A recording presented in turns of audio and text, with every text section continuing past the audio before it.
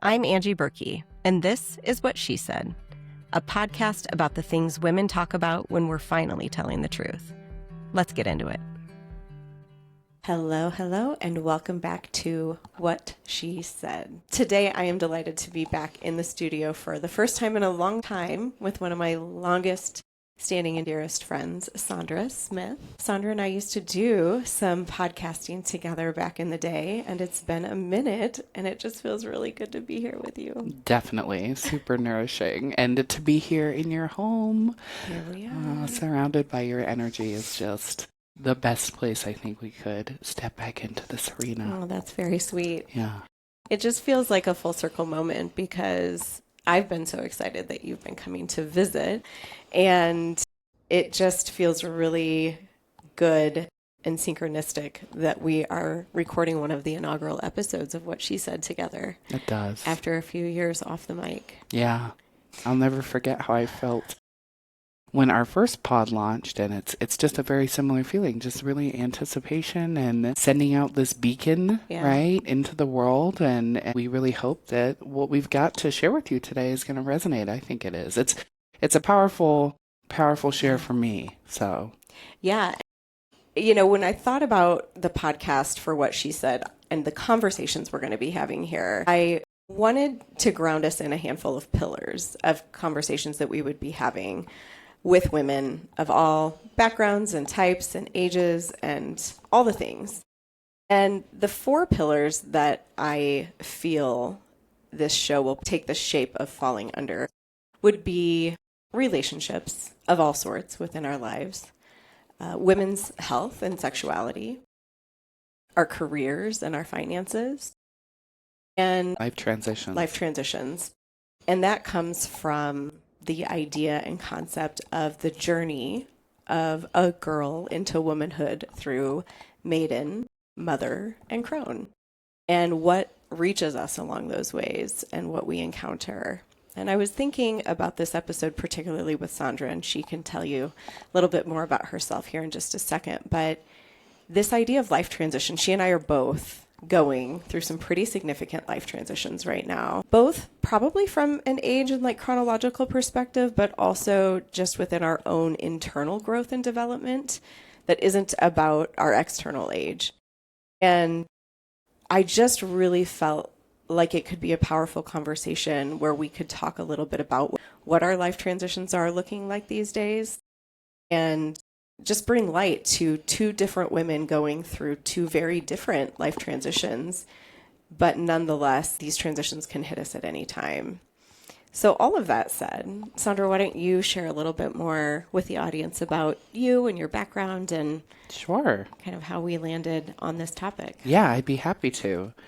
So my name is Sondra Smith, and I am 36. I live in Houston, Texas, which is a wonderful place to live and also a challenging place to live. But it's been home for me for about almost 15 years. So even though I've got a California soul, I am very much so a Texan. And I would love to talk a little bit about my career trajectory because we're going to touch on some points there. But I had a place in my life where I arrived pretty young, like at not really understanding what my gifts were and how I would utilize those gifts to have an earning capacity for myself that I had a lot of openness when it came to that. All I knew is I didn't want to do what my parents did for a living, which is what you do for a living. Can't blame you. And I took a career and vocational exploration class. Also, my mother founded a nonprofit grief support group for children because one did not exist in the county where I grew up in Southern California. And so I was exposed very young to group therapy, support groups, helping professionals. And I just didn't realize that there were some dots being connected there for me because I currently serve as the clinical manager of the Whole Person Recovery Program at Avenue 360 Health and Wellness, which is what's called a federally qualified health clinic. It's essentially a community health clinic. Our mission is to provide high quality and compassionate health care to all. And so we provide healthcare and behavioral health services, social services to individuals, regardless of their capacity to pay, their insurance status. And we address health from a whole person perspective. We address food insecurity as a healthcare barrier. We address transportation barriers. And for me, I'm a substance use disorder professional. And so we're the only FQHC in Houston that addresses substance use. I've been there for almost 10 years, which Wow. is certainly the longest job Yeah. I've ever held in my life. And just the mission of the agency and the work just so beautifully aligns with my personal values and my personal vision.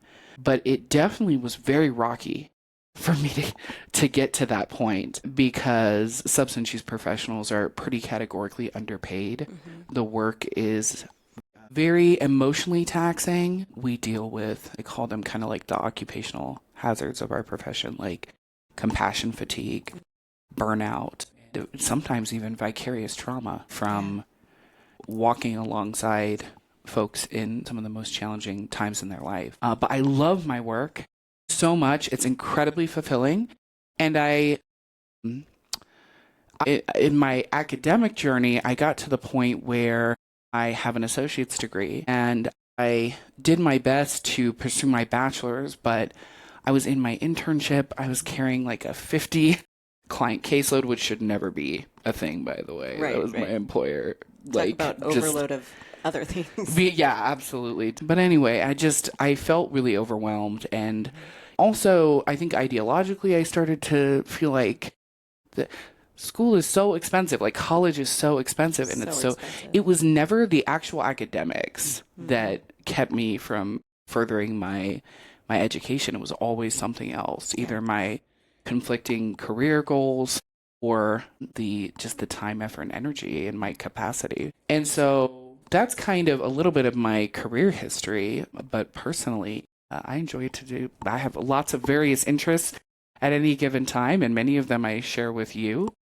And I'm sure we'll dive into a few of those. But yeah, that's a little bit about me.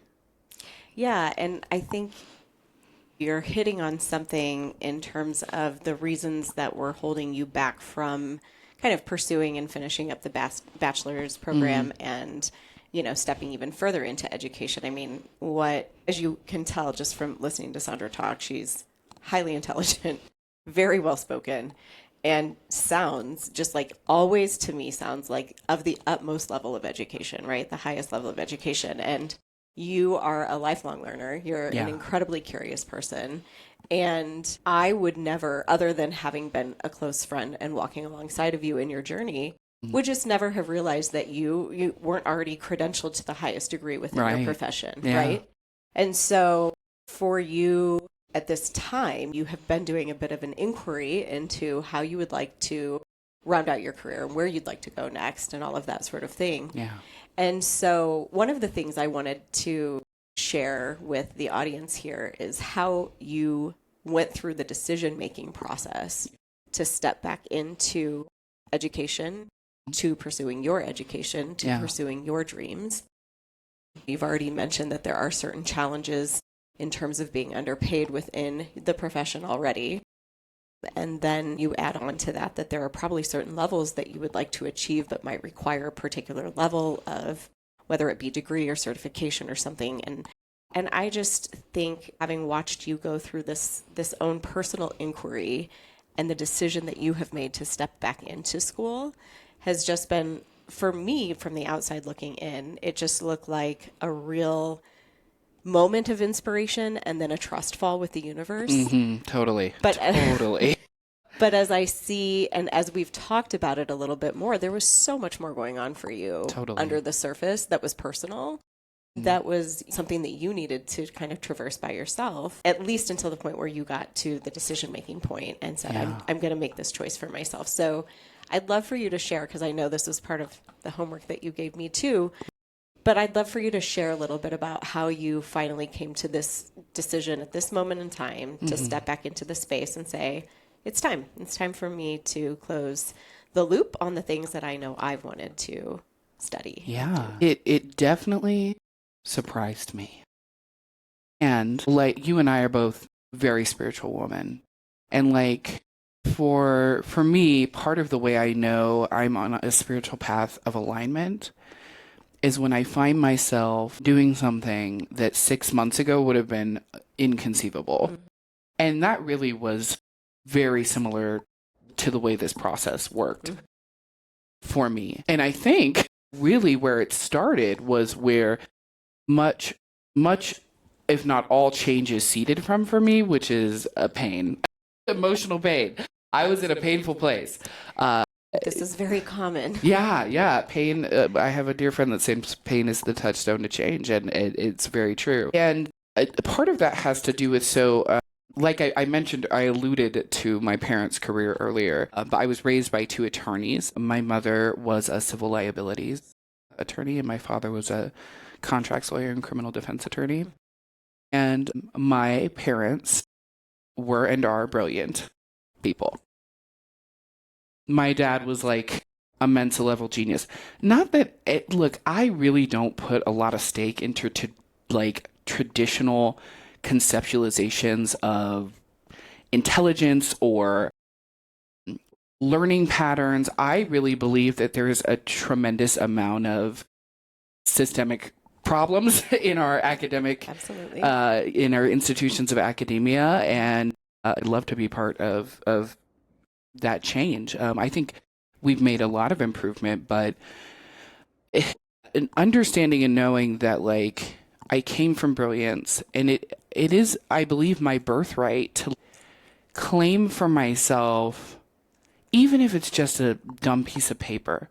That dumb piece of paper is going to give me in a room where I'm going to be received and I'm going to have the opportunity to make the impacts I want to make in the arenas that I'm passionate about. But yeah, to understand and to see that, let's put all of those excuses to the side and let's say that this is my birthright. What is it going to take for me to get from point A to point B? Because I still have a lot of fear and a lot of trepidation, especially because I'm financing my school on my own via loans and scholarships, which I'm fortunate to have gotten scholarships. But knowing that I was doing it on my own really motivated me to get very, very clear about this. It's a huge decision, right? And so actually I was listening to a podcast by Brene Brown. Our favorite. Our fave. And like, this is actually, I haven't told you this. So do you remember when I posted the LinkedIn post with our tattoos? Yes. I was totally trying to get her attention. Oh. I was like, Brene, I love you.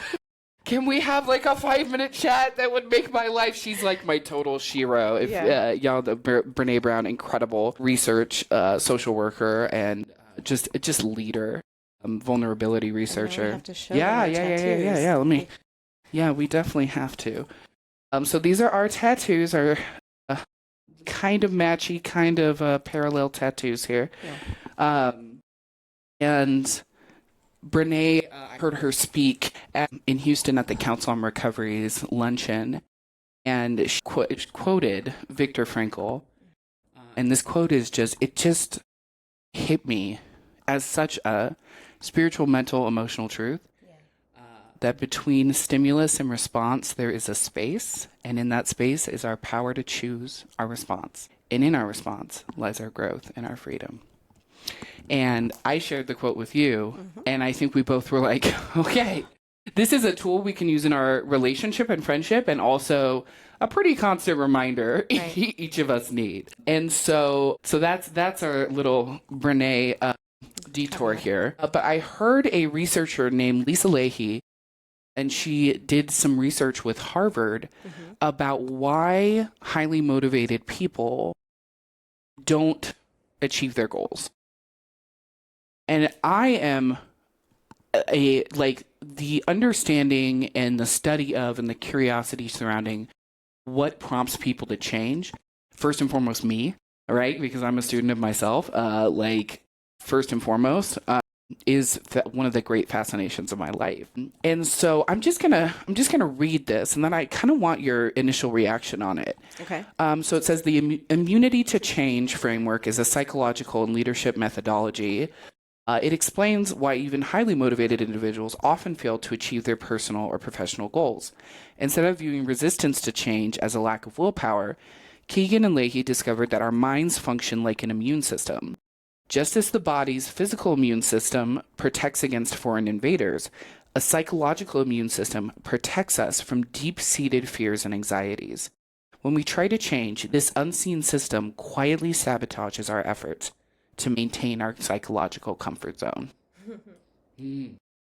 It's juicy. Yeah. And I mean, I think I've understood that on different levels over the last number of years, 5 to 10 years. I think I've gotten a lot more introspective with myself for sure, and tried to understand at the root why either certain changes are very difficult, why I resist them so much, those types of things. And so when you put me onto the assignment that you put me on last night, Yeah. I was able to see, like, I already kind of knew what the outcome was going to be.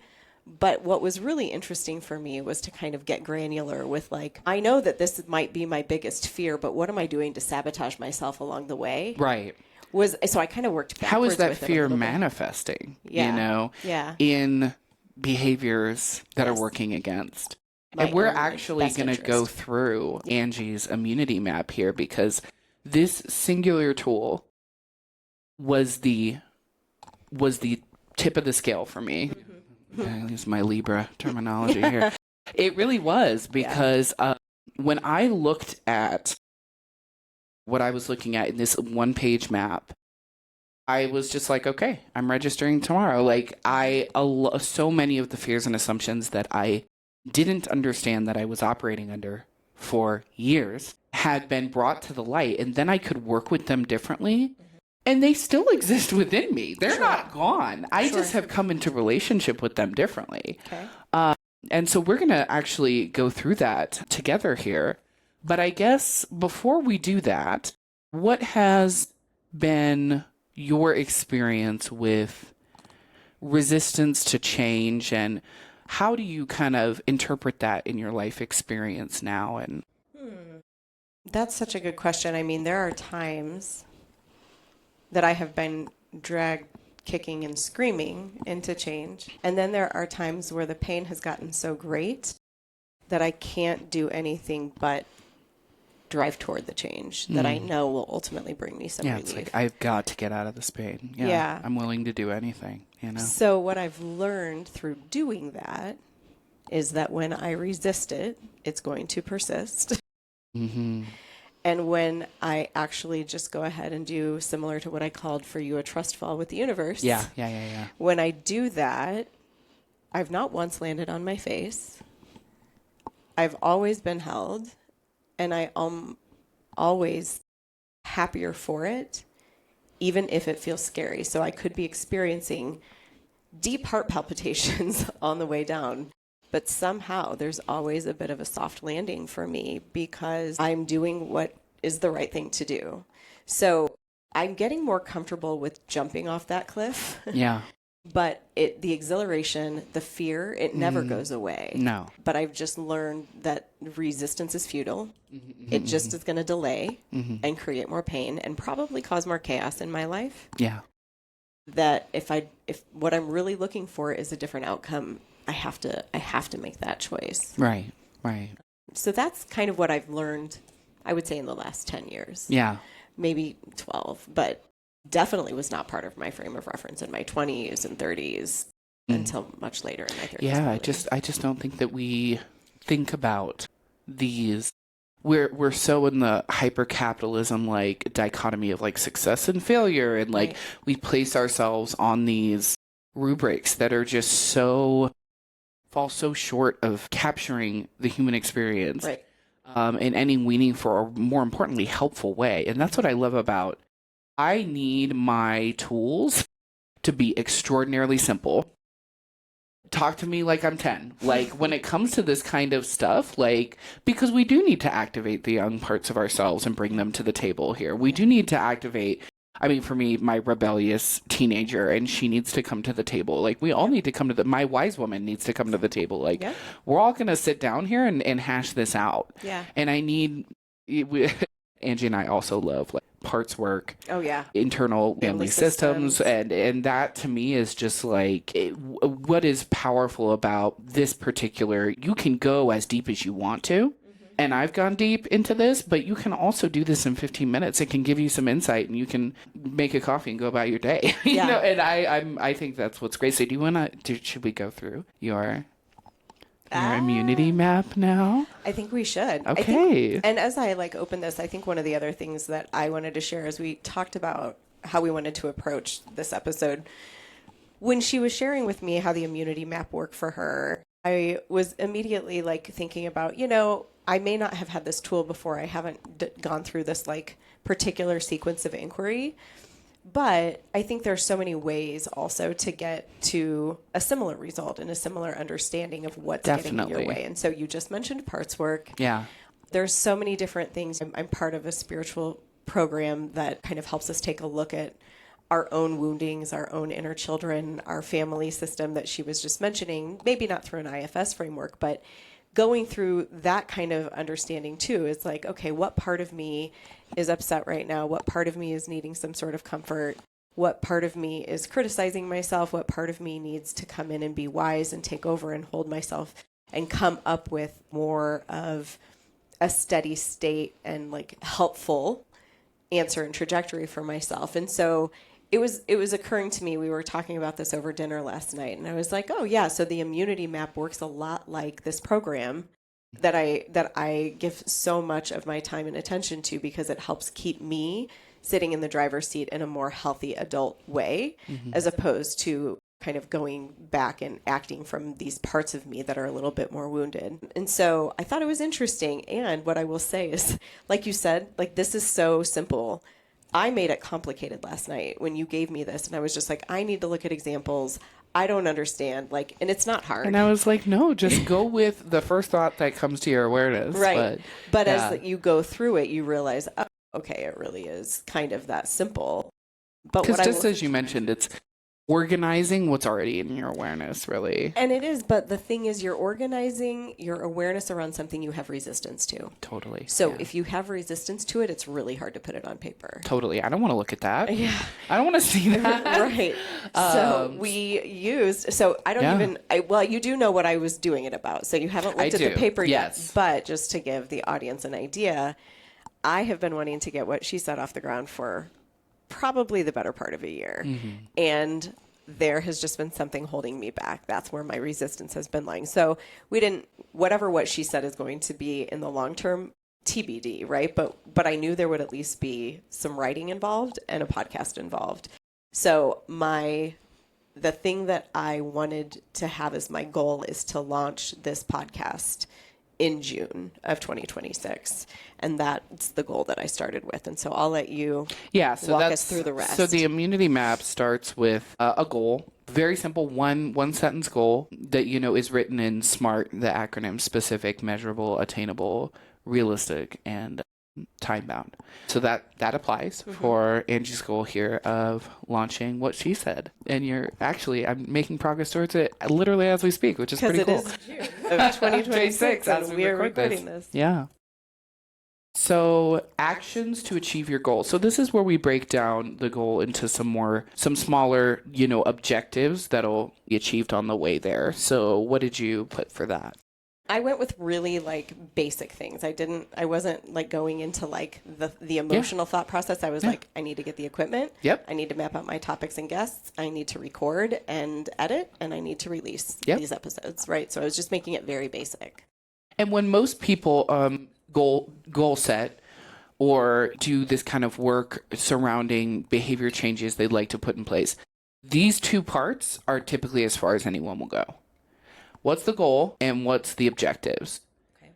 And that's what's so powerful about this tool and this research is Lisa Lacey says that is not sufficient. And for some people it may be, but for a lot of people, we have to do an examination of what else is happening here. And so the next column that we have is behaviors that work against your goal. And this can be directly or indirectly. Okay. And so what did you, now I see there's a bunch of red squiggles here. Well, what I realized. And you know I'm going to ask about that. You are. Good. I wrote all of this thing down in one paragraph, and then she had told me that I have to come up with 3 or 4 behaviors. And I realized I put them all in one paragraph. Okay. So then I broke them out. So this is just formatting. This is just formatting. Okay, I'll accept it. The first is procrastination, and I am a master procrastinator when I am resisting something, for sure. So procrastination is one, not carving out time to do it. So basically filling my time with other things. Yeah. Telling myself that I'm too busy. I'm glad you got into kind of the self-talk of it all, because that's really important. Yeah. And then this last one kind of hit me over the head, because I think one of the biggest things is I'm waiting for this to feel perfectly curated and ready to be out there, because we'll get into the rest of it. Yeah, we'll get into that there. piece. But I smile because like I know you so well, and I know this is tied to some other things for you, right? Yep. We're going to uncover those in a sec. Yeah. Okay, so now we're going to get to the worry box. So the worry box is designed for you to just dump the first and the strongest worry that you have into the worry box. So what did you put in there? My worry, my fear is that this won't be a successful venture. Okay. Yeah. And what does that even mean? But well, we're going to get there. We're definitely we're going to circle back. And so this is where I feel that this map, which, we'll put in the link, I'm sure, but we can put this in the link of the podcast episode so the listener can read along as they like. Absolutely. But one of the things that I think is really powerful about this map is in the next 2 sections. These were the ones that really smacked me in my face. And the first one is hidden competing commitments. So this is when you really start to get into understanding your immune system to change. Because so often we have competing commitments with ourselves, with others, that are actually working against achieving our goal. And they may have value in our lives, they may not, but they're not commitments that we're actively thinking about. So what are the hidden competing commitments that you identified? Yeah, so when I was thinking about this, I was really relating it back to the behaviors in the previous column. And I was basically thinking, what am I doing to sabotage myself? And so while over here I said not carving out time for the podcast, well, not only was I not carving out time for it, but I would fill it with other things. So I would fill it with work, I'd fill it with social obligations, I'd fill it with excuses. So that's one of the bigger pieces, I think. Another one that I recognized a little bit, I think I might have added this one this morning. I came back and these 3 things were added this morning. Okay. So this one was that I get myself lost in analysis paralysis, and I just keep researching and like, how do I do this and how do I do that, and whether it's the logistics of things or whether it's the topics or whether I'm just like, I'm not quite honed in enough yet and I don't quite, so I just keep myself stuck in a loop of, okay, but like that's where the perfection piece is like coming from. So I'm feeding my perfection beast by doing that. Yeah. And I think the tricky thing about I love that analysis paralysis, by the way. I don't know if that's been in my nomenclature, but I'm stealing it. I think that the thing for me about analysis paralysis is I can like trick myself into believing I'm doing the thing. Absolutely. I think I'm making progress. Right. But there isn't anything, that is actually manifesting outside of myself that would show that, right? And that's why it's so important that this be a SMART goal, that we can measure this, even if it's in a measurable way that's completely internally with you or maybe with one accountability person, you have to be able to do that. Yeah. Okay. So this is where it's going to really get juicy. We're going to talk about essentially the stories that Angie's been operating under that have been contributing to her not reaching her goal. This is what Lisa Leahy calls the big assumptions. I'm a big for agreements gal. Like I think a lot about the assumptions that I make in my life, but she calls these big assumptions, which I find interesting because they're big because they have impact. Yeah. Even though we may not even be aware of them until we do this exercise, or we may be very aware of them, they have impact. And so what are the big assumptions that you are operating under in your immunity to change? So the first one, I was just like, this project to me, whatever what she said is going to become, it's like the work of my heart, right? It's such a big deal to me. And I don't know how to make it appear to the external world as big as it feels to me in my internal world, right? So it's like, this is the biggest thing that I'm passionate about. And to put it out there, but not know how to reach the audience that I want to reach or whatever, it just feels like failure is waiting to happen. Okay. Yeah. So that was the first one. And so because of that, then if I don't put it out there, then I can't fail. Yeah. You're in that liminal, like, well, if it's not out there yet, and technically. Yeah. And then I think this one kind of still again ties back to that myth of perfection. Like, I feel like I need all the answers and a perfect roadmap before I can even start. So I need to know where what she said is going to be in 5 years before I can take a step on day one, which obviously not realistic. Yeah. And then the last one kind of hit me over the head this morning. This is a 5 a.m. thought that if I go for it and I give it all that I've got, I might find out that my voice doesn't actually matter. Ooh. Wow. That's ooh. Yeah. We're going to dive Got into a little that. teary just now. Wow. I mean, that hit me like a ton of bricks Yeah. right there. Obviously, because I love you and there's no world in which your voice would not matter to me. What I think I'm hearing is you believe that you have impactful messages for women and you want to reach them. But we're gonna dive into this. Okay. We're gonna take a moment, and if I have my sound bowl, we'll clear the air on that, but I don't. So everybody imagine a sound bowl, because what I'd actually like to do is just put my counselor hat on for a second. Okay.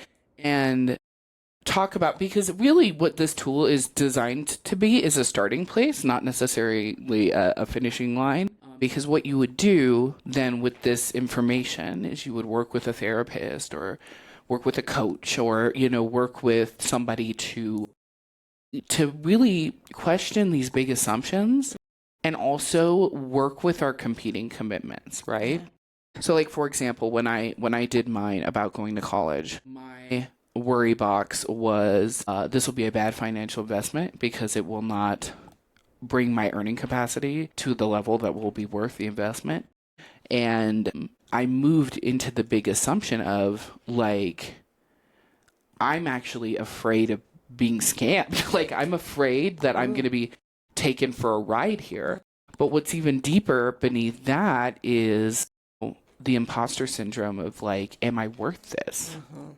Is this really my birthright? Questioning those really basic questions that come to play so powerfully when we begin to yearn for something. Yes. When we want to put a media company out in the world that's based deeply in our values. And what I'm wondering is if you kind of drew this line here between the perfectionism and the analysis paralysis, what do you think you can do now that you are seeing this? What do you think you might recognize in your own self-talk differently now that you've been able to see it here on the map? Yeah, so like in my nomenclature and work that I do on myself, I would say that I'm hearing very much my critical inner parent kind of coming up for me with those things. Sure. And I can say that if I can ground myself into the loving presence of a parent that would never want to talk to me in a way that is putting limiting beliefs in my head, right? That loving parent would say, perfection, there is no such thing. Right. You have a heart for something that can't ever be wrong, right? And so all you can do is take the step that feels right for you and have faith that there's a reason that you're passionate about it. Yeah. And that's going to continue to support you, right? So like, it's about understanding the voice that's in my head when those things are happening. And then having kind of a family meeting with my pieces and parts to say like, okay, how is each part contributing to these stories? And then how does my wise woman get back in the seat and say, okay, got it. I got all of you. We've heard you. We've heard you. You've been heard and seen. And we appreciate how you've protected us in the past. Right. And we're doing it a new way today. Yeah, that sort of thing. Yeah. So obviously, like this last point, when I think about times in my life when I have felt my voice didn't matter, because we don't live in a society or a paradigm that frequently values women's voices, that often tells us we're not the experts on our own lives, that, legislative bodies and all sorts of different institutions know better about our own bodies than we do. These are the subtle messages that we receive. And so to attack that, like, this is really what's happening here.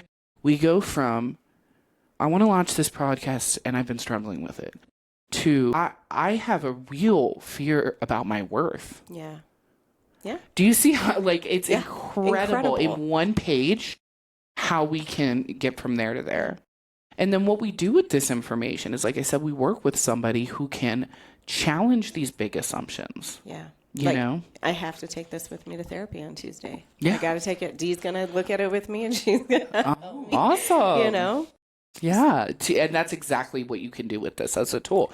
And she will help you right. challenge these big assumptions and bring them closer into out of the fear and the woundedness and into something that feels more true. Yeah. And we can actively refute these assumptions. Sure. I find a lot of comfort in doing that sometimes. Yeah. We need to do it out loud. We need to do it in mirror work. We need to do it in self-talk.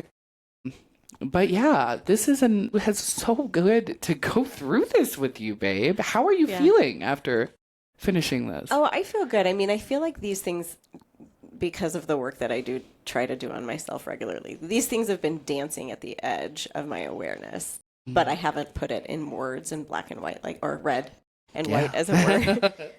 But I kind of knew, but kind of getting to this one this morning was just like kind of a gut punch for me. Yeah. And so obviously I'm taking the steps and I'm not going to allow these limiting beliefs continue to hold me back. And I feel good about that for me and my trajectory. I kind of want to go back to you though, because obviously you went through this worksheet for yourself when you were making this decision and you did sign up. Yeah. And so what I think also is really powerful is to be able to claim then further kind of that idea of your birthright. So I'd love for you to share with listeners what you are doing. What are you doing in school? Where are you taking it? I know there's multiple steps here. So I would love for you to kind of pronounce what your intention for yourself is and where you're heading. Oh my gosh, I will definitely do that because I'm going to get there. Yeah, I have no doubt. Come hell or high water. No doubt. We have both of those things in Texas. Okay, so what my immunity map, it's taped up to my desk in my office every day. So I look at it every day. I do this exercise with my staff. One of the things that I uncovered is that I had really gotten comfortable in a place of diminished potential. That had become content for me. And I had always strove to have professional development. Like, I have achieved so many of the career goals I wanted to achieve. I wanted more than anything to be a clinical manager because there's an internship process in my licensure, and so few counselors get really supportive, comprehensive supervision. I didn't.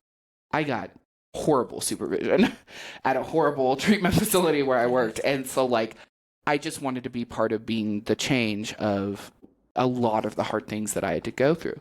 But I also have had to release the fact that I can't protect my interns from all of the hard things, especially with our work. It's just difficult in nature. Yeah. Yes, it is. Yeah. Yeah. And so I reached that goal. I've served on many boards, some of them for a very long time, even longer than I've been at my current employer. I went and got additional credentials. I'm a a certified drug and alcohol counselor, so that's a higher level of certification. I've done a ton of CEUs, a ton. I always do like at least double what's required in my license, just following my curiosities. I've been licensed in domestic violence counseling, nonviolent crisis intervention. I do trainings on preventing client abuse, and neglect, and exploitation, so I've done that.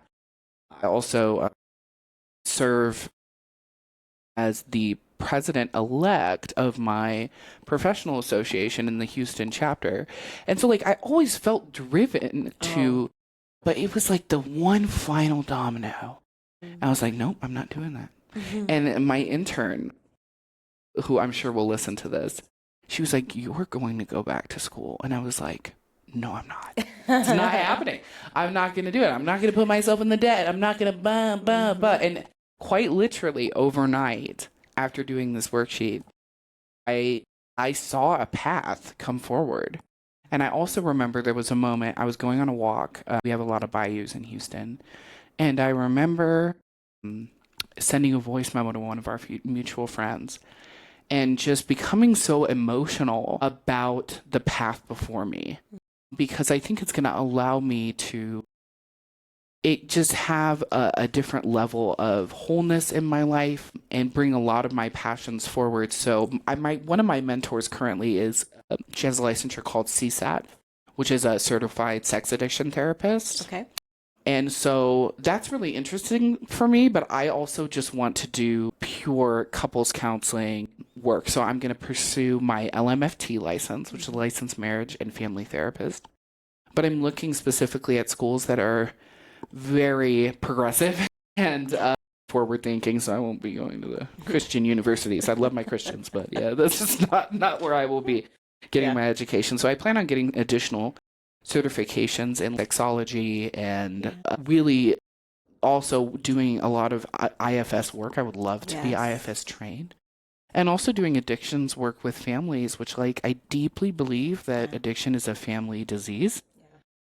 I think that it's a disease that really deeply affects the most basic bonds that we require for our humanity, with spirituality, with self and with others. And I just would love to be able to do some more family work. I too am part of a worldwide fellowship of spiritual action in my own personal recovery work. And I'm just really excited to be able to step into these arenas and build a practice that is so safe and so inclusive, and just such a place where people can come and experience themselves and experience their relationships differently. Yeah.